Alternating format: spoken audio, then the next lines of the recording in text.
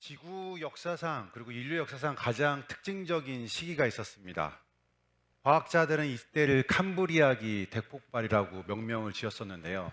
이 말씀을 드리는 이유가 지금으로부터 약 5억 3천만 년 전에서 4억 8천만 년까지는 종의 가장 다양성이 있었던 시기였었습니다. 캄브리아기 대폭발에 대해서 특징을 말씀드리자면은 지금 현존하는 인류에 존재하는 종의 90% 이상이 출현하게 되었고, 그리고 인간의 근원이 되는 척추 동물의 그 전 단계인 척삭동물이 출현하게 되었습니다. 과학자들은 얘기했었습니다. 어떻게 5억만 년 전의 환경이 지금의 환경과 유사하고 그만큼의 90% 이상의 종이 있었을까? 그 원인은 산소가 지금 현재 대기 중에 있는 20% 수준이 그 당시에서도 있었다는 겁니다.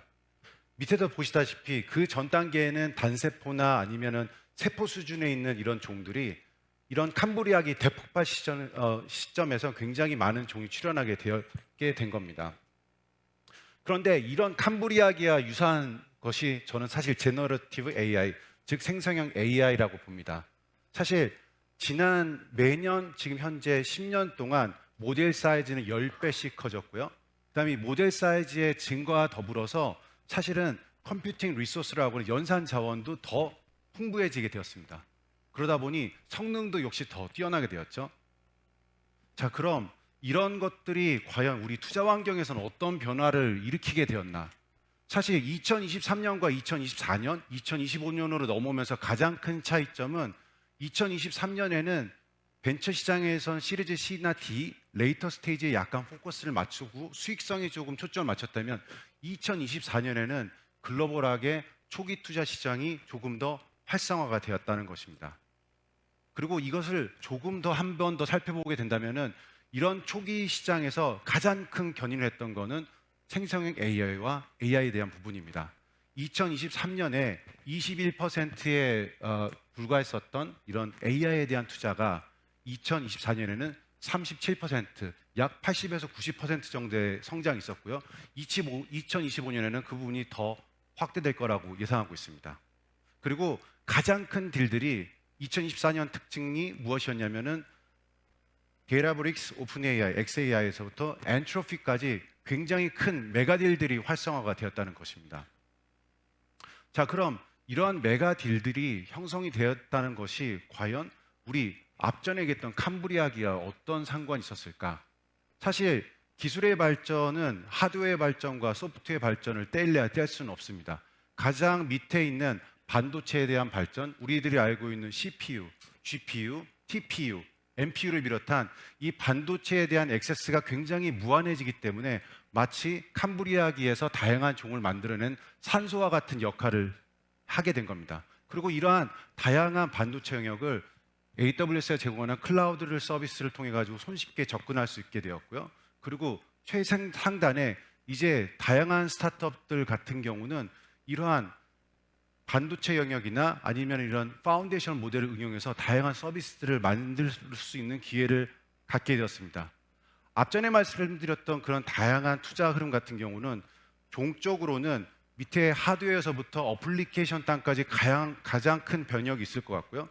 횡적으로는 결론적으로 지금 우리가 개발하고 있는 모든 AI 관련된 서비스는 두 축으로 나눠지는 것 같습니다. 생산성이라는 한 축과 그 다음에 엔터테인먼트라는 한 축인 것입니다. 사실 이게 조금 더 특징적인 것은 가만히 생각하다 보면 우리가 지금까지 스타트업 생태계에서는 B2C, B2B, 인간과 기계와의 연결, 인간과 인간의 연결, 그리고 지금은 기가 인간 간의 연결로 넘어가고 있는데 이러한 연결성에 기반이 되었다고 한다면은 이제 본질적 이런 고민을 한 거죠. 효율성의 시대가 아닌 생산성의 시대로 넘어가고 있다. 인간이 하는 생산성 증가에 대한 고민과 다른 한 축인 내일은 누가 대신해 주면서 나는 조금 더 놀고 싶은데 나는 엔터테인먼트에 대한 고민, 이런 것들이 방사형으로 다양한 그런 혁신들이 일어나고 있는 것입니다.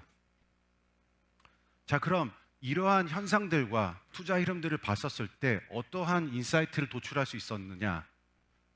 그 글로벌에서 가장 큰 초기 투자 업체 초기 투자사인 Y 컴비네이터의 2024년 코호트를 분석해 봤었을 때 한 4가지 정도의 특징을 마련할 수 있었습니다. 첫 번째, 75% 이상의 코호트가 AI와 B2B 영역에 포진되어 있다. 이거는 3년 전까지만 해도 그런 숫자는 가능하지 않았던 것이었거든요.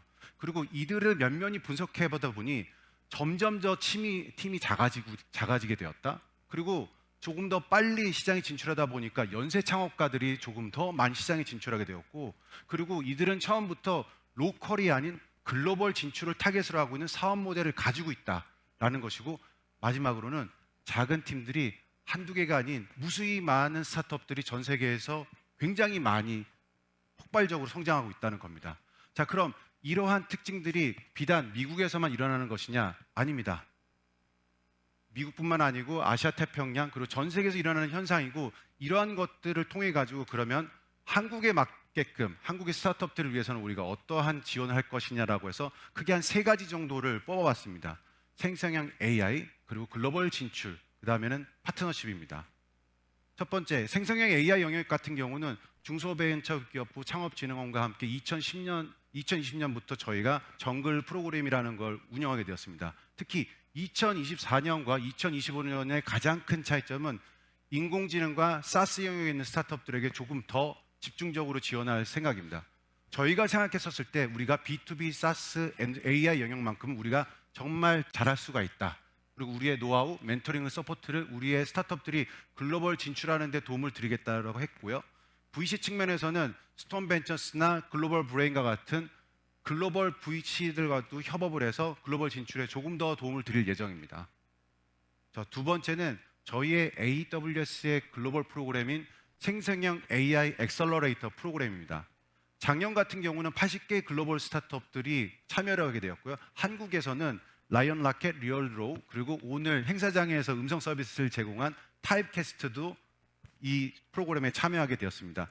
2억 3천만 달러 규모의 저희의 투자가 이루어졌고요. 10주간의 프로그램으로 아마존 본사에서 멘토링을 진행한 다음에 저희의 큰 행사인 리인벤트에서 쇼케이스까지 진행하게 되었습니다. 두 번째는 우리가 글로벌 진출할 때 그러면 그냥 단순히 글로벌 진출만 할 것이냐? 아닙니다. 저희가 글로벌로 가지고 있는 벤처 캐피털 네트워크, 그리고 또 하나 지금 오픈 이노베이션을 주도하고 있는 CBC, 그러니까 대기업들과 함께 협업을 할 예정입니다. 저희가 가지고 있는 글로벌 CBC와 ISV, 컨설팅사들의 네트워크를 통해 가지고 현지에 있는 그런 엔터프라이즈들과 함께 오픈 이노베이션을 한국인 스타트업들에게 더 많은 기회를 제공해 드리려고 합니다. 특징적으로 작년 같은 경우는 에이펙에서 한 40여 개사의 스타트업들을 선발을 해서 그중에서 25개사가 이런 기회를 얻게 되었습니다. 올해는 그 수가 더 많아질 것이라고 예상합니다. 자, 마지막으로는 이러한 모든 것들을 AWS 혼자만으로는 할 수 없습니다. 그렇기 때문에 국내외 주요 스타트업 이벤트를 통해 가지고 진출하려고 하는데, 저희 관점에서는 가장 큰 타겟 국가가 두 곳으로 보고 있습니다. 미국 실리콘밸리와 일본.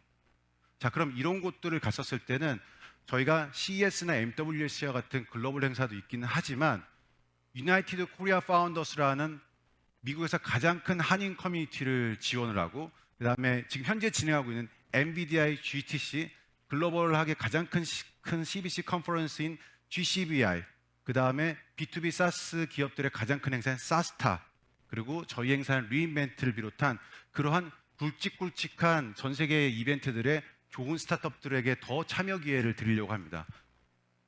아울러서 한국에서는 KDB 넥스트라이즈나 컴업, 그리고 일본에서는 가장 큰 행사인 IBS 교토를 통해 가지고 저희가 그런 기회들을 제공해 드리려고 합니다.